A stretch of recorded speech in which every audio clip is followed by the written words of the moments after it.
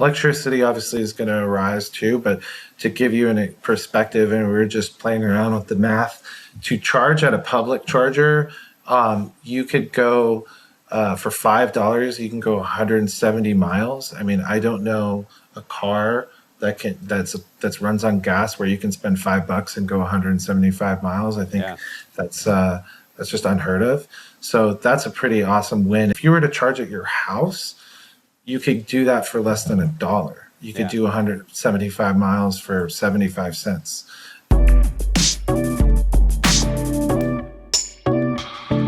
Our guest, Tim Seward, founded Onyx Motors in 2016. He later sold it for $1 to pursue other opportunities, only to watch it collapse when his successor died unexpectedly, inspiring Tim to come back and resurrect it.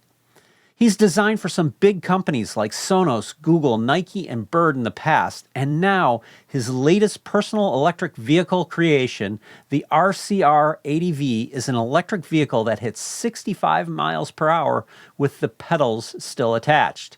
So let's learn more about Tim and Onyx Motors. Welcome, Tim. Hi, nice to meet you. Great to have you on, Tim. I've seen your RCR 80V, and I think there's some really cool things, and particularly some of the cool customizations that happen on the vehicle, which is amazing. But before we get into that, tell me a little bit about, why you started Onyx and what your journey was to get there. I mean, I started Onyx mainly because I was really interested in creating a product that wasn't a throwaway product. So a lot of consumer electronics are, people purchase them and then they throw them away after a couple of years. There's very few consumer electronics that someone holds on to for a very long time. I'm talking decades. And vehicles are at least one of the few products that people purchase, and they usually hold on to them for a very long time, unless obviously they're on a lease schedule or something like that. But generally, vehicles and furniture and some other products, they will they will last for generations. Where you'll find cell phones, smartwatches, kind of the more popular consumer electronics, don't last for more than a couple of years. And that was one of my bigger motivations, was to create a product that would last beyond the first user and go, generations into the future for people to repair, customize, do what they want with it. You started Onyx, and then you sold Onyx for $1, which is got to be an interesting story to begin with. But then you went off and you built some really other interesting products. I mean, one of the vehicles that I've actually personally used is the Bird scooter. I've used that quite a bit. What was like? I assume that when you built the first vehicle, it was your personal use, right? Right. Could you talk about how you went from this personal vehicle that you kind of built for yourself to a whole company now? Yeah, so I mean, I wanted to just build an electric moped that was competing with my friends, gas mopeds. So there's actually kind of a big group of people nationally and globally, and a lot of them follow this group called Moped Army, right? And there's probably hundreds of thousands of people that are in this group, and then they subdivide into cities, in which they call moped gangs, right? And it's just a joke. It's not like a real gang or a biker gang, but it's kind of funny. Not a terribly threatening kind of gang. No, right? And so we would meet every Monday night. It's called Moped Mondays, and we would just meet at a bar, hang out, and maybe go for a ride or something like that. And generally, it was always about talking about our builds and what we were working on. And after probably a decade of building custom gas-powered mopeds, I mean, it was actually before that, but I really got serious about building a high-performance electric moped that could compete with the gas mopeds, like the really amazing builds, the ones that could go 60, 70 miles an hour. A moped Yeah. generally can only go 30 miles an hour, but you can modify it to go twice the speed. But it takes a lot to really be able to do that, and a lot of skill. And I've had a couple gas mopeds that could go that fast, but they would always break down. And so Yeah. I know that electric was more efficient, less parts, all the all the benefits electric. Although things were pretty expensive when I started back in 2012 sure. with a friend, and then by 2016 is when prices of lithium really started to go down, and that's when I got pretty serious about it. And it was mainly just to compete with my friends and build something that my friends in the community around Moped Army and the community around mopeds would think, wow, that's crazy. That's how, like, I couldn't believe that electric could do that, right? And that was my mission. In the United States, we don't have that kind of moped culture that other Right. places do. I mean, can you talk? How do you see the difference between like the way other countries utilize mopeds versus the way we do here? Here, it's like a hobby, right? It's definitely people use them for transportation, and it's a cheap, affordable way to get around town. And so the people in the United States, that's what generally people do, but they're also just trying to build like a really cool nostalgic vehicle, and those mopeds are really stopped getting imported into the United States or made in the United States by the 90s. They really started to taper off in the 80s, but by the 90s, they were completely gone. And there was only a few attempts to try to bring them back, and it just never took off. Whereas in the rest of the world, it kept going and kept evolving. And I was just in Italy this past fall, and you can see people are using more like the Vespa type of moped, Yeah. not the ones with pedals, but the seated scooter style. That is Yeah. insanely popular, and people use those from teenagers to adults. Like, I was seeing all ages, all ranges, all types of people just totally taking over the streets with mopeds and really outnumbering cars and going faster than cars, like getting to places faster. It's a way more efficient way to travel, in my opinion. The United States, for whatever reason, just hasn't really taken that and seen that. But I think the younger generations, especially like anyone between 30 and 40 years old and down to your 20s, are starting to notice that cars might not be the best means of transportation, especially in a major city. When you have traffic, you can just get across the city so much faster. I mean, we do it all the time. We race someone in a Uber or race someone in their own car, and we're always here 10, 20 minutes. Like, we're always at the location that we want to be 10 or 20 minutes faster than the person who took a car. I mentioned Bird scooters. I was at South by Southwest that one year, the scooter Armageddon Oh, for yeah. South by Southwest, where they were just literally piled like 20 feet high of scooters because they were just everywhere.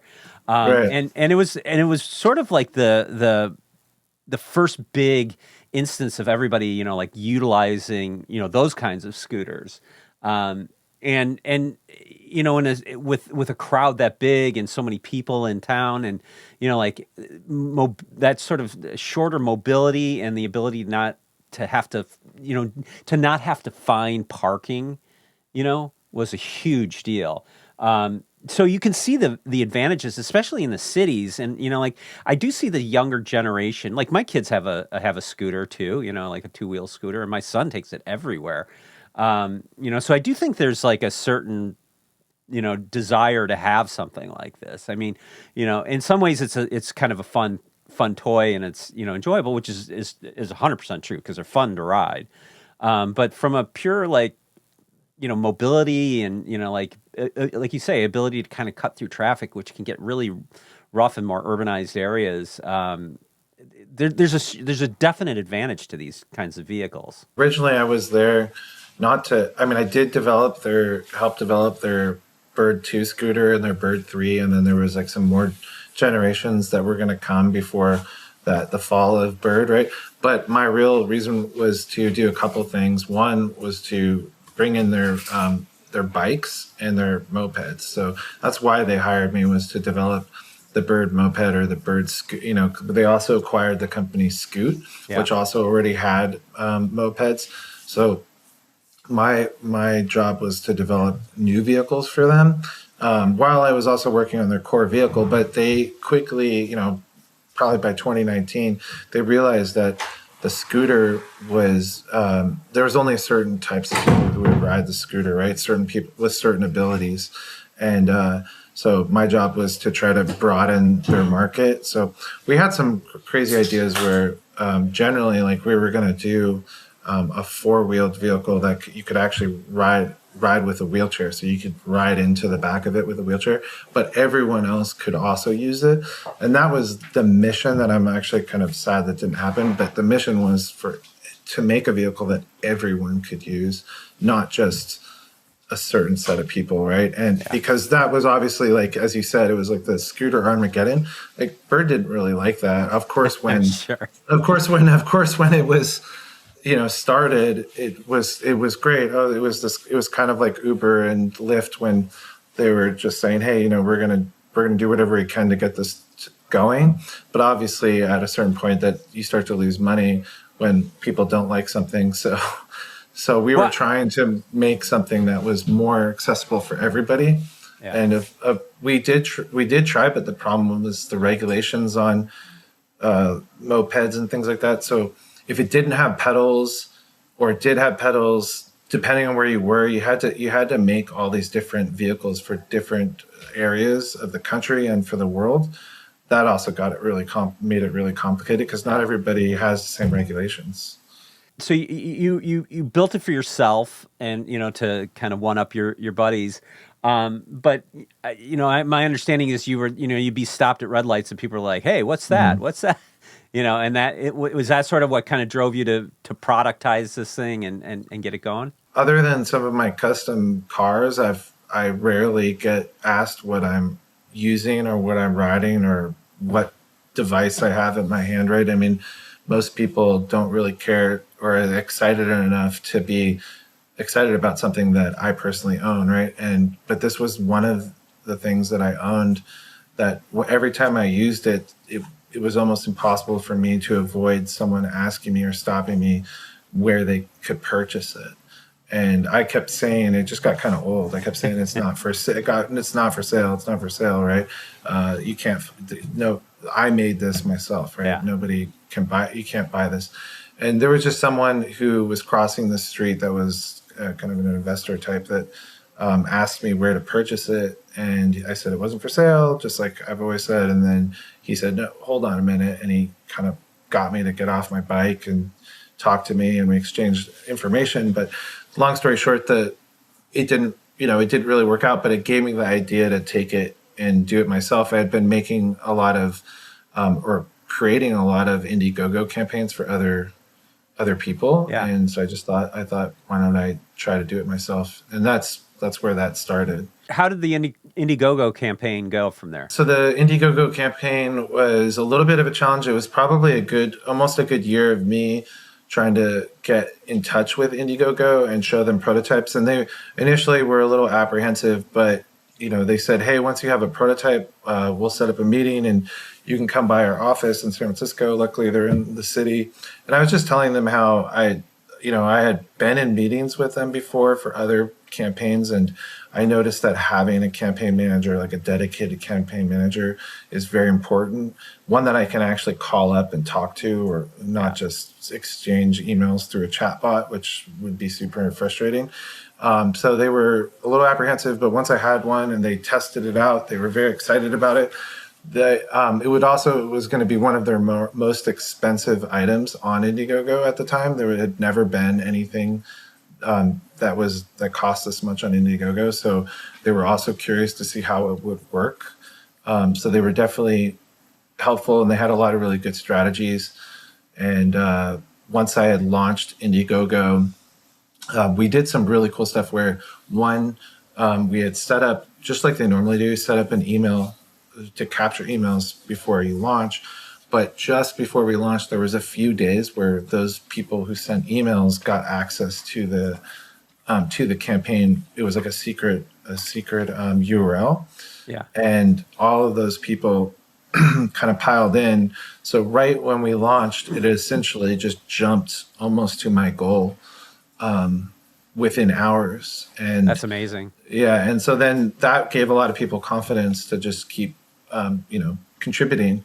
And so within 3 hours, it was already met the goal. And then by the end of the campaign, I had generated over $1 million in sales. But then there was probably about 60,000 in like refunds. You can give people up to like the first 2 weeks, you can give them refunds. So there was people who got cold feet. They're just kind of like, this is Indiegogo. I don't really know if I can trust it or not, but it was a small amount. And so it was somewhere around 900,000, 920 or something like that. I can't remember exactly the number, but it was generally more than enough money to start the business and get the orders going. And honestly, as soon as I hit the goal, I was already on the phone getting everything going into production. So, because I already knew it was going to be, I needed to get ahead of it. So, and then you ended up selling Onyx, for $1. the other way to look at it is I also got acqui-hired at Bird. So, Bird helped me find a replacement for Onyx to lead Onyx and go work for them, and I got some money from that. So it wasn't like $1, but it wasn't transactionally. It wasn't like coming from Onyx. It was coming from Bird. So. The person you sold it to, he was a close friend of yours? I mean, he was a friend, definitely, but he was someone that I had met at LG Electronics when we worked at LG together. Okay. And he was, he was a prototyper, and he was working at Amazon Lab 126 or something like that at the time. And he really hated the job. And so he would come after work, he would come to the shop that I had, the warehouse, and he had actually purchased an Onyx. He was one of the backers, and he was just so excited about it, and would come by every day and just loved tinkering on the bikes. And he was actually one of the first people to get a bike, because although he wasn't the first person to order one, he was just so excited about it. He just put one together with the parts that I had, even though I didn't have every single part. And so, yeah, so when he was there when all this stuff was going down, like all this crazy stuff was happening. So he was just like, hey, I'll take it. Like, I'll help you figure it out. So James sort of in 2023 suddenly passed away, right? Right. And was it just sort of the timing worked out with you kind of exiting Bird and kind of coming back to, really build up Onyx? Is that what happened? Or I left Bird after they had gotten rid of the entire in-house engineering team. That was generally the people who I worked directly with, and the branding team that I was on was also starting to die, and so I just basically jumped ship and went back to Onyx, and was there for about a year. And I didn't really know this, but the owner, James, he was likely having health complications. That was probably when it was starting to happen. And I honestly, I think, and I don't know for a fact, but there's a lot of evidence that I have to this, that he probably knew something was wrong, like his doctors were telling him. And I think he was kind of acting out in not a great way. So it made me want to leave, right? So I went and worked for another competitor brand called Upco, and, was designing stuff for them for a while. But then when he passed away, people around, not so much Upco, but people in the industry reached out to me to try to help figure out how to bring it back. And because there was still something great there, but he just, it wasn't really. Onyx was financially in trouble, but it was because he took a lot of loans out in his name, and he was more financially in trouble than the company was. The company was still selling bikes. It was still doing pretty good. It's just that his health really declined, and then I think he just made some bad decisions. And so we were able to, fix a lot of the situations that resulted from that. So did you buy the company back at that point? Is that what happened? I actually got some people to help invest in the business to bring it back. And what we didn't buy the company back. We actually we were able to attain the brand. So not the actual physical assets. So we didn't get any physical assets. We just got what you call intangible assets. Gotcha. And that was separated from like probably a year after I had left in the very beginning, that the brand and kind of the tangible assets were separated in two different businesses. And so part of the loan, and I guess what they call like UCC ones, those were all tied to tangible assets, whereas the brand was separated from it, which was what we were only able to resurrect the brand, and then we had to build everything up from the ground up again. Okay, so now you're back leading this company. You've got investors. You're kind of starting from scratch at this point. It sounds like, right? So like what was your approach this time around? It's rare that people get to start a company twice. Right. And you did. So what did you do differently the second time around? Getting the right help, right? That was the thing that kind of stopped me in the beginning. Was I tried for a good year to try to find people that could help me from a business perspective, and I couldn't find anyone. A lot of people that were saying they would help me were people that originally weren't going to help me when there was no money. So that to me was a big red flag, right? Like anyone that I asked for help in the beginning was not helpful and just kind of left me in the dust.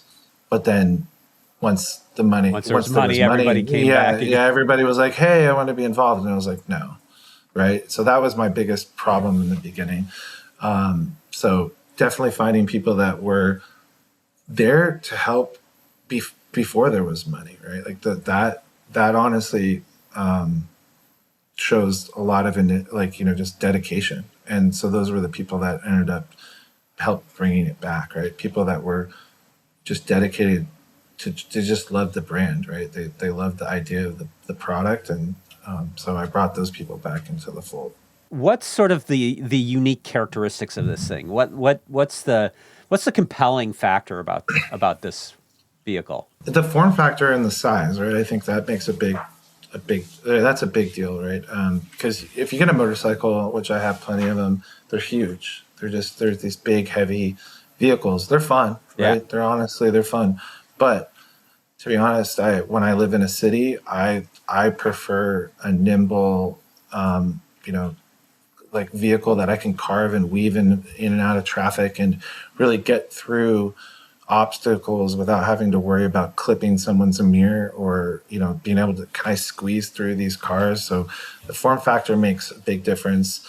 It's really akin to a bike, a very powerful bike or a big kind of BMX cruiser. It looks like a small motorcycle or a small little cafe racer, but it's just around the right size. I'm 6'1", so I'm probably at the top of height wise. People up to 6'5", 6'7" can fit on it with taller bars and things like that. But we do make different sizes, so we make a smaller height one and a standard height one, and that's generally just for inseam height, for seat height, because it isn't an adjustable seat like a regular bike. It's a motorcycle, and most motorcycles only come in one size. So I think that's one of the big drivers, and then it's really powerful for its size. It's around the 80 volts. I would say is equivalent to around a 250 cc to 300 cc in the first 0 to 50 miles an hour. It feels like a full size motorcycle. Obviously, it starts to taper off and lose its torque and power at the top end, but that's plenty of power for getting in around the city. Yeah, that's a lot faster than most bikes too. I mean, so so where does this fall? I mean, because I know that, like you mentioned, there's a lot of regulations. And when we talked about mopeds, I think about the 80s and the 90s where everything you started them with the pedals and, they were loud and smoky. Before the regulations started to really kick in. I mean, it's always been, it's never been an electric bike, right? So to make people confused with that, it's in the motorbike or motor-driven cycle class, or what they call like a low-powered motorcycle. So do you need like a Class M license for this? Yeah, so in California, you would need an M2 at the very least, or M1. M2 is you can drive an automatic, which is what this vehicle is. Okay. And unfortunately, yeah, mopeds require M2 or M1 license. They have for decades. Oh, really? I didn't know that. Yeah, in California. Yeah, and not every state, honestly, has requirements for this. And I think that's where the biggest issue actually lies, right? Because, certain states, certain northern states don't have license requirements, where, for example, like Florida doesn't have power requirements. It's just it's some strange stuff between states. Yeah, so I think it's all going to come in a sort of homogenized. I think everyone's going to follow the same regulations. But right now we would be considered a motor-driven cycle, which is great, because that's where all the requirements for states are going. It's kind of a unique vehicle. Like, tell me about like the design philosophy here, and like what kinds of things you learned from your early prototypes that you ended up putting in. So generally, a lot of motorcycles and a lot of vehicles in this category are made with plastic and molding with a lot of plastic, right? And at Onyx, we tend to want to do mostly metal, molded parts, whereas molded metal is possible, or forged metal, which is great. It is very expensive to do that, right? But once you've done it, it's pretty awesome. But to start the company, you wouldn't want to go into hundreds of thousands, if not $250,000 worth of tooling to make products. So using traditional methods, what you call cut, bend, and weld, is the easiest and most affordable way to create like a motorcycle, right? So a lot of like tubed motorcycles, which they still make today, KTM, Honda, they make tubed frames. Yeah. And that's generally that's what we did. So we made a tubed frame, and then it's shrouded in metal panels as opposed to plastic. So it lasts a lot longer as opposed to plastic, right? If something breaks in plastic, and let's just say, God forbid, the company wasn't around, there was no way to really make it. You could 3D print it, but imagine a huge panel, and 3D printing isn't at the moment right now that strong, especially for something like a motorcycle when you drop it. Yeah. So metal panels could be remade, and there are people who currently right now are doing custom builds. They remake the metal panels, and so that's definitely the part of the philosophy, is to not put a ton of molded plastic pieces that can't be easily replaced on the bike. It's built really to customize, right? I mean, which Right. in its own way gives it a lot more life too, because if it's a platform that you can use to sort of express yourself on, it's gonna have a longer life, it seems to me. Well, I would give you some good examples of companies that didn't really make it, and they weren't really built to customize. So we could talk about Cake, for example. They are supposedly are coming back, but their bikes, while beautifully designed, just like an industrial designer's dream design, you can't go and customize, in my opinion, at least at this point, go and make custom pieces for every single part of your product. So by the nature of that, right? So if I'm making things that are not fully custom, there's a lot of off-the-shelf parts on it. That does allow someone to be able to hop onto Amazon or hop onto some other aftermarket supplier and be able to purchase custom or upgraded parts for the bike and really make it their own. But then also the construction of it, like I was saying earlier, is a lot easier to make custom parts for it. And there's a reason for that, right? If you make everything locked out, to be honest, people actually, at least in this in this category of vehicles. They're not that interested in vehicles that they can't customize.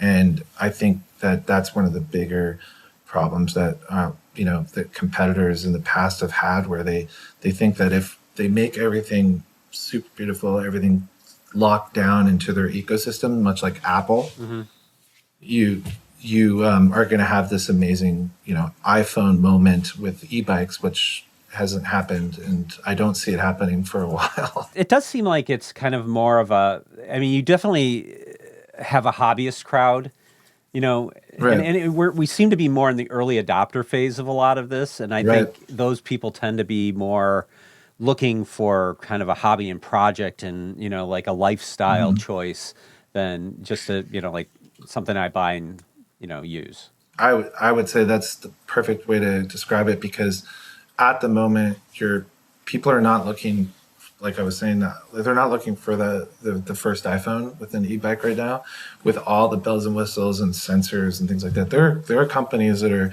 have tried, time and time again, to make a smart e-bike or a smart motorcycle.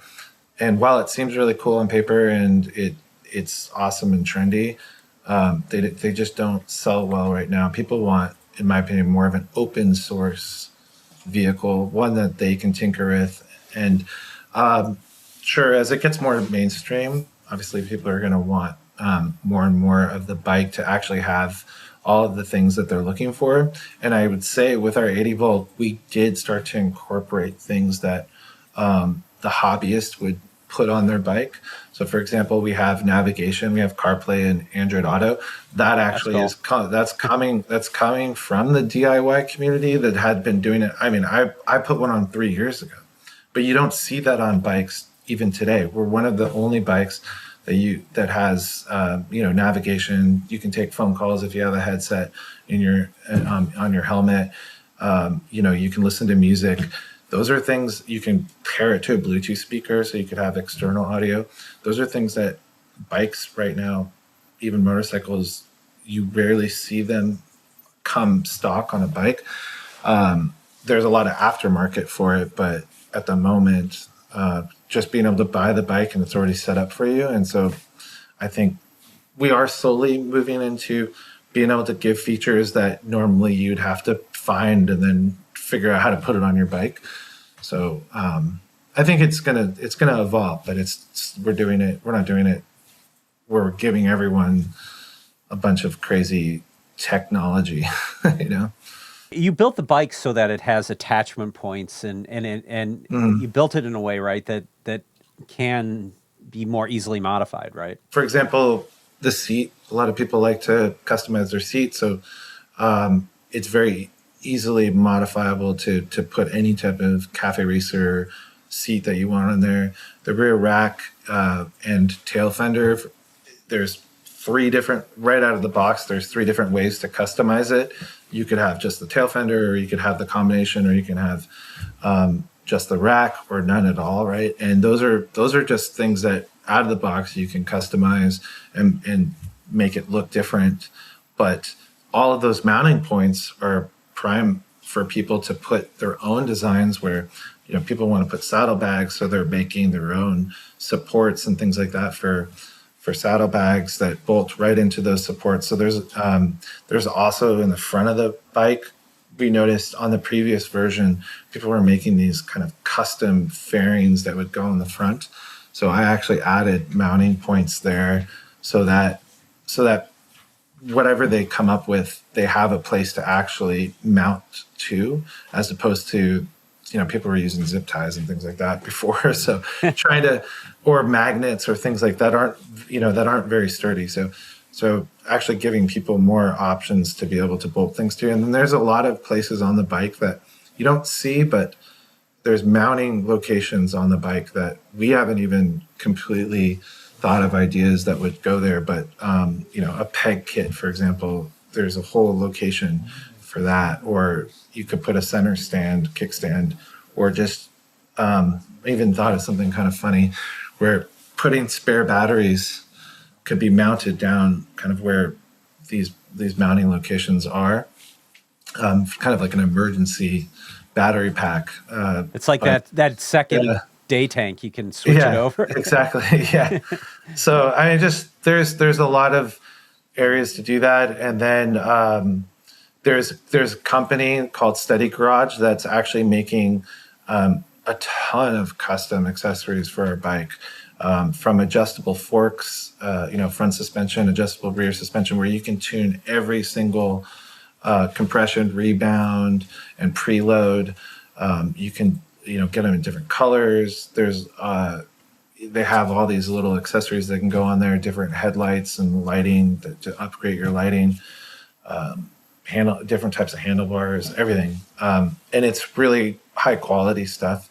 So, for example, if you bought everything from Steady Garage, it would actually cost more than the bike, like all the accessories. That's an interesting business model that we've seen be successful in other areas too. I mean, everywhere from, like PC building, people building all their own cases and mounting to like Raspberry Pis and, like that sense of developing a product with a broader ecosystem has tremendous value, because all of a sudden it's, now you've got the Lego kit. It's like if you can only build one thing, that kind of sucks. But if you got a Lego kit and you can add a million different things, that's pretty cool. Everybody's bike looks different. It's pretty awesome to see. So they have this platform. It's like a blank slate, and it comes in 3 different colors. Or the standard color is silver. Every bike is silver, and we changed that. Before we were selling silver and black, but I kind of came up with the idea that every bike should just be the standard silver color. And then if you want to change the color panels, because the panels are removable, there's 5 panels on there. There's 5 silver panels, and you can buy cosmic gold, which is kind of this dark brown, bronzish gold color, or black, and they're anodized panels, they're metal aluminum panels, and you could replace them, swap them out. You could change your colors within 20-30 minutes. You can have a completely different looking bike, right? And then people go to wrap them and do things like that. So it's super customizable from just appearance and cosmetic standpoint.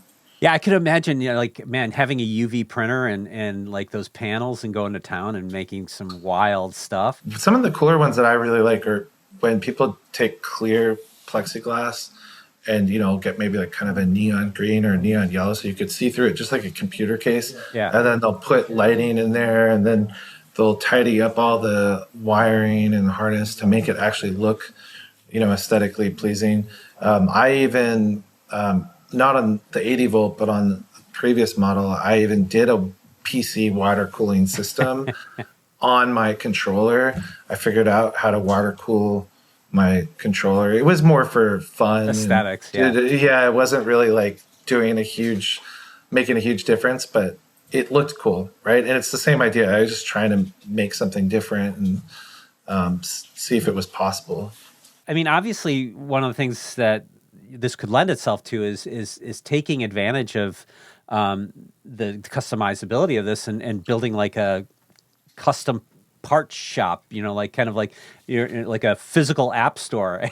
I guess an app store is sort of a software version of a regular store. So I'm not sure what a regular store version of an app store is, but yeah. But I mean, is that something that you have in mind to like build out yourself, or? Well, we have a bike shop right now. I mean, a physical location where local people to the LA County and and beyond, if they want to drive out here, can bring their bike in, and we will customize their bike to their liking. So we actually get a lot of people bring their bike in with a bunch of parts, and they say, can you build this bike for me, this vision? So a good number of the bike builds, the custom builds, at least locally, are coming out of our shop. As from a parts, we don't build or carry all of the custom parts. So I think a lot of those are going to come from, people who've been doing it for a long time, like Steady Garage. But we do have, a good list of accessories that are in development that will be available from us directly. But as far as like the high performance accessories, that's hard. It's kind of like the computer industry. It's hard to keep up with that. So we'll let the people who really want to focus on that just keep owning that. And then, if a customer wants to install it, we'll definitely install it for them. Yeah, I mean, I think supporting your third party community and ecosystem is really important for something like this. But it's nice to have some like I can order the bike in like these 10 parts. Right. Of all the bikes that you've seen, like what are the really, you mentioned some of the plexiglass ones, like what are your favorite mods? I mean, because looking on your site, you've got kind of a gallery there of like all the different, bikes that people have put together, or I shouldn't call them bikes, but vehicles that people have put together. What are your what's your favorite? For me, it's kind of funny. People kind of always kind of joke around about this. Like for me personally, like the mod is actually the bike that I built, right? So, so I love seeing everybody build their own version of the bike. I think my favorite ones would be the ones that are more retro inspired. So the people who, put themes behind them and do some cool, like, just like nod back to the 80s or 90s. And one of my favorite ones is it's not of the 80 volt, but I know that they're planning on building one. It's a Back to the Future inspired one. So it has all these really cool lights on it, and it really does feel like the Back to the Future. I think he used the same for the seat texture. He used the same kind of like iridescent jacket that was worn in, I think, Back to the Future 2. He put it on there, and then from a graphic standpoint, he used the graphics from the hoverboard, the skateboard on the bike. So it's just really cool stuff like that. I love seeing bikes that have a little bit nod to nostalgia, because that's actually where the bike and the branding comes from, is looking at like the 80s and 90s and the cool movies and products and things that were coming out of there. That's where it really, like, a lot of the inspiration comes from. So when people do that, but I am planning on customizing my bike to be as well sort of inspired by the 80s and 90s and late, or some of like the late 90s, the late 80s, early 90s, when there was a neon color was really the popular thing. So, and popular again, interestingly. Yeah. Right. What's old is new. Yeah, the 90s, I have a theory about that, but the 90s are definitely back. But I remember when I was in high school, right, it was the 60s. And if you look at the time frame, it's about the exact same time frame. And so I believe kind of every generation looks 20, 30 years back, and they're kind of inspired and enthralled by a decade that they weren't actually alive in. So I think that so yeah, the 90s are definitely back, and one of my bikes is going to totally speak to the early 90s. I think it's cool because it's like, these are kind of, these are vehicles that give you freedom, like the ability to travel and go, somewhere with ease. And the fact that they're becoming a vehicle for personal expression too, I think is super fun. The expression that people have, you can see it in all of their builds, and everybody's, like I said, everyone has a unique build, and it's quite amazing to see. So we look to sponsor and help people out and feature their bikes as they build them. So you'll see more of them definitely this spring and summer, which is going to be awesome. This market is kind of a big growing market, right? I mean, the market's projected to hit, I'm just looking here, $245 billion by 2033, which, for the personal electric vehicle, the PEV kind of market. Like, what do you see that's driving that growth? And two, how do you see that impacting what you're doing? Just going to other countries, right, to see the vehicles that people use predominantly, and it's predominantly two-wheeled vehicles. It's just like I was saying earlier, it's very efficient, it's faster to get to and from where you're going. It's more economical, and especially with electric, right?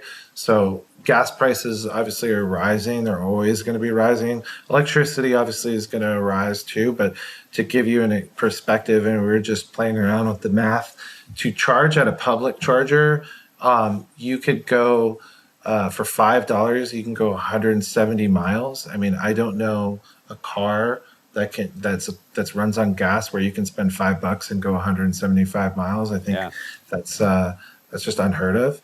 So that's a pretty awesome win. And that's public chargers. If you were to charge at your house, you could do that for less than $1. You could do 175 miles for 75 cents.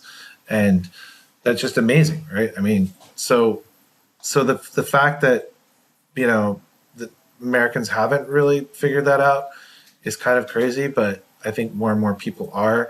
The younger generation also, you see it a lot of younger kids are really getting into electric vehicles, electric bikes, and while it might be a little chaotic because they're young and they probably should be of age. I mean, they should definitely be of age riding these vehicles. We don't sell to kids, which we don't really believe in that. We don't subscribe. There are other brands that do, but I do see the future where these younger kids are going to, you know, grow up and mature, and they're going to want to ride electric vehicles.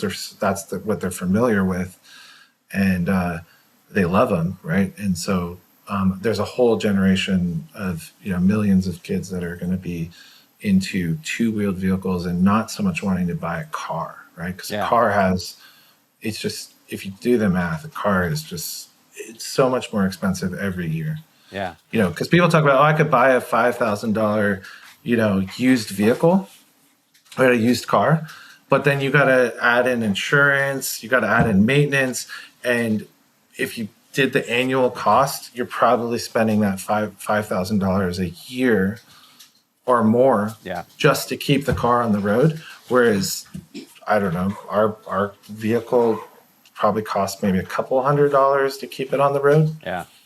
A year. So it's a huge difference. Well, and I think, you know, some of the numbers are bearing that out too. I mean, I see like Gen Z drivers' licenses are down 40% from where the similar age group was in the 90s, right?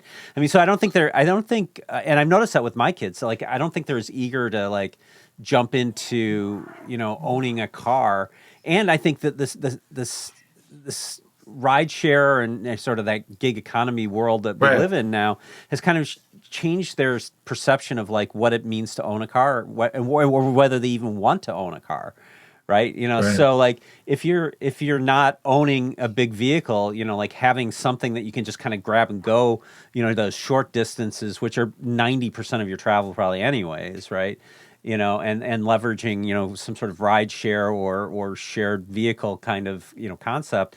You know, it seems to fit into this new lifestyle that we're slowly starting to build up for these kids, right? It's already happened in other countries. Like, let's say, you know, just like I noticed in Italy, there's a bunch of teenagers riding around and Vespas and stuff.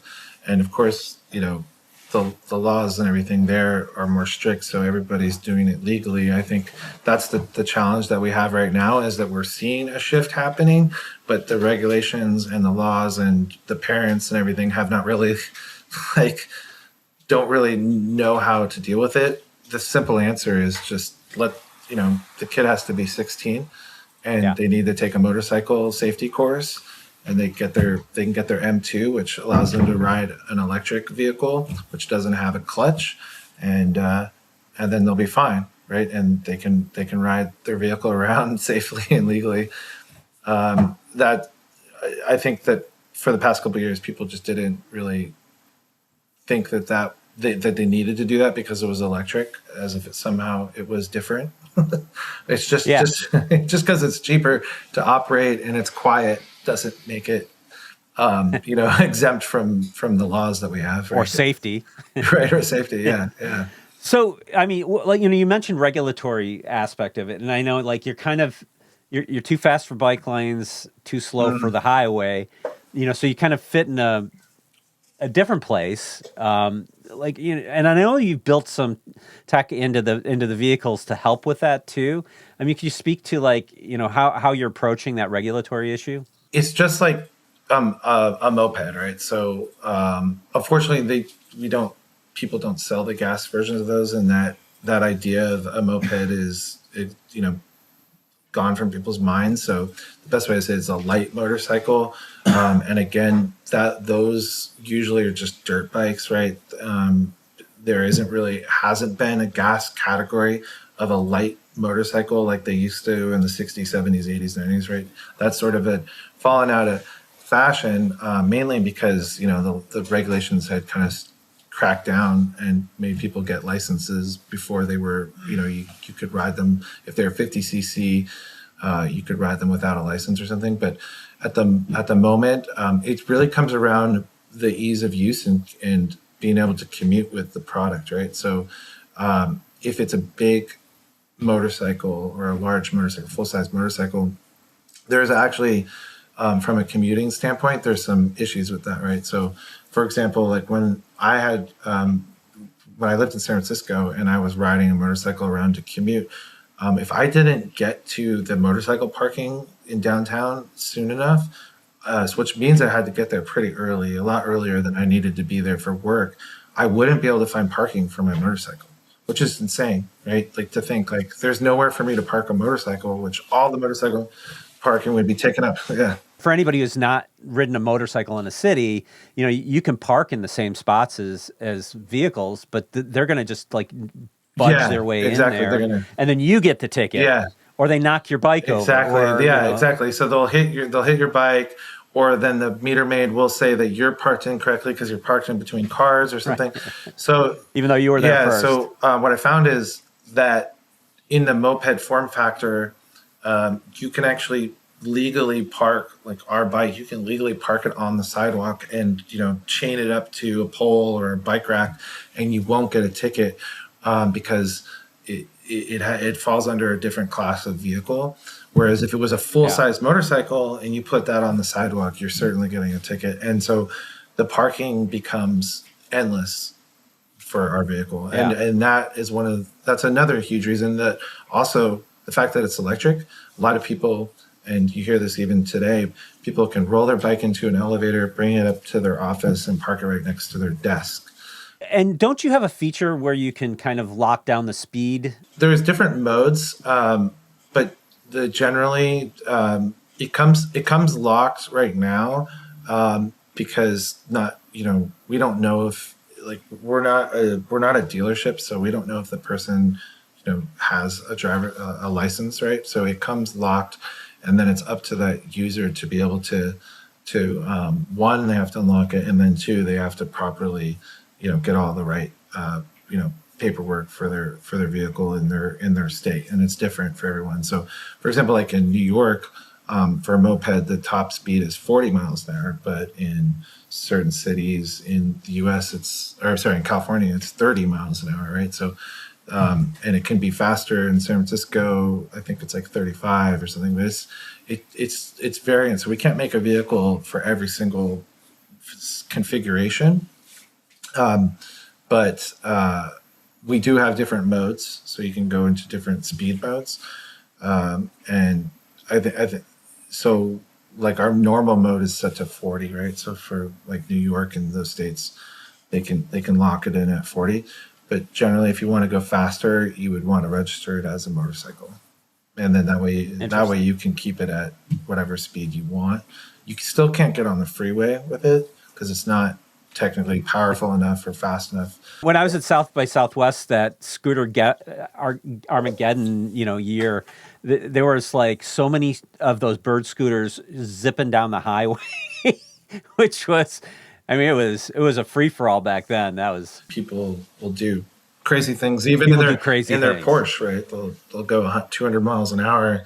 The vehicle's capable of doing it, so. Just because you can doesn't mean you should. Exactly. I would recommend motorcycle plating. Some people do moped plating, but if you want to travel 45, 50 miles an hour in those zones, you would want it to register as a motorcycle. Where do you think this is going to go next? We're going to keep offering high-powered, fun to ride motorcycles that get you, and mopeds that get you, like 40 to 60 miles, actually having a blast doing it, right? Because you could go 100 miles on our bike, but you'd be going 20, 25 miles an hour, which isn't really that fun for most people. So in reality, once you start to go faster, obviously you lose your range, but going 40 miles on our bike is a good, hour of riding. And honestly, like when you're sitting on a bike, that is plenty, right? Especially like going through traffic, you're ready to take a break, and that's when you can charge it up. Go get lunch. You can charge it at a charge point or charge it at your work, and then it's Or pull one of those spare batteries out. yeah, exactly. Plug it in. So it's it for us. It's just we're going to keep offering vehicles that get people to where they want to go quicker than a car, and having a blast doing it. That's really our mission. And then we also are going to keep growing our community and offering vehicles where everyone can ride together and nobody feels left out. So that's like our mission is to offer vehicles that even whatever form factor it is, they can all ride together. So you're going to create the Onyx gang? Is it going to be like yeah, exactly. patches and leather jackets for that? We always talked about it or tried to do it, but I think I'll just let that happen naturally if it does. But for us, it's just getting everybody who rides electric vehicles, not just our brands, but everybody together to go out and have fun. That's a great mission. And so, like, if somebody wanted to get one of these, where should they go? OnyxMotors.com. So that's our website, OnyxMotors.com. And then you can also check us out on Onyx Motors on Instagram and also on Facebook.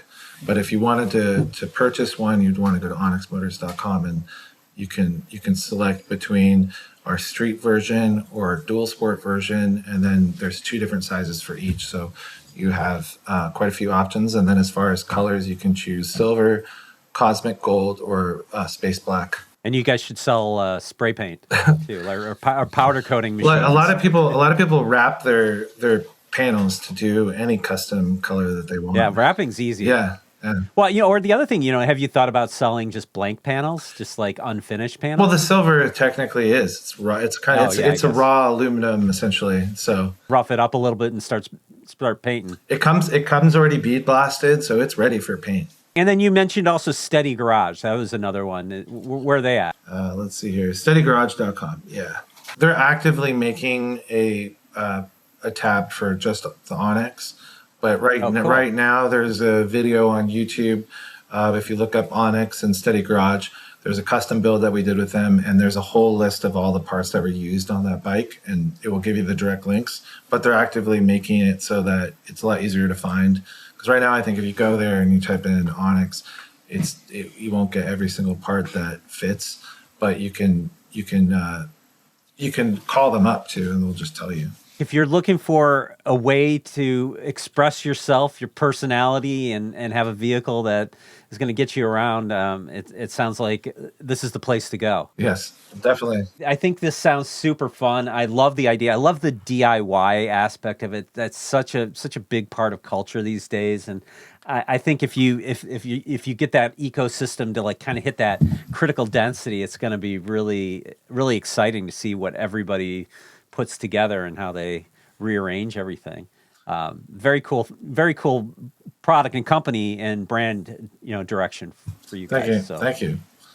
Yeah, and I really appreciate you being on. Thanks so much for your time and sharing the Onyx motorcycle, I guess a motorcycle bike. And thanks so much for being on. I really appreciate it. Thank you. It was great.